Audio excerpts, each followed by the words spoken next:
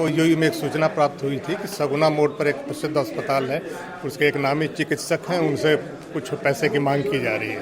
तो कारू राम एक retired IAS officer हैं, उनका नाम लेके कोई फ़ोन कर रहा था और कह रहा था कि मुझे जानकारी मिली है कि आप बहुत संपत्ति अर्जित किए हैं, तो ईडी में मेरी पहुंच है, हम आपको बचा लेंगे। कुछ पैसे की मांग उनसे किया, तो इस पर सूचना उन्होंने यूयू को दिया, तो यूयू इस सूचना पर आगे सत्यापन का काम किया और आगे की कार्रवाई की। उसी कार्रवाई में कल 2 मई को यहाँ पर यूयू 8/25 कांड संख्या दर्ज किया गया और इसमें जो हमारे एडीजी सर को सूचना प्राप्त हुई उन अपराधकर्मियों के विरुद्ध, उसके अगेंस्ट में छापामारी दल का गठन कर हम लोग छापामारी की कार्रवाई की है। तो 2 व्यक्ति पकड़े गए, रंजीत और संजीत।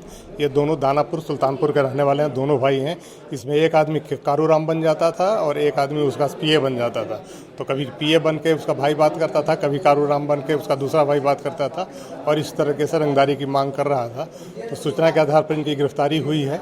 इन लोगों के द्वारा यूथ एजेंडा पत्रिका का अपने आप को पत्रकार बताते हुए उसका कार्ड इस्तेमाल करके हर जगह पत्रकारिता को बदनाम किया, पत्रकारिता का पेशा को भी बदनाम किया और ठगी का भी इन्होंने प्रयास किया, लेकिन यूयू के त्वरित कार्रवाई से ये ठगी करने में सफल नहीं हुए और इनकी गिरफ्तारी हो गई। और भी कोई सर आपराधिक अभी इनका एक आपराधिक इतिहास मिला है दानापुर थाने में, वो केस हुआ है SC/ST एक्ट का है, तो उसका डिटेल्स भी हम लोग मंगा रहे हैं और थानों से भी इनके बारे में जानकारी एकत्र की जा रही है। नीट की जो परीक्षा है उसको लेकर क्या है?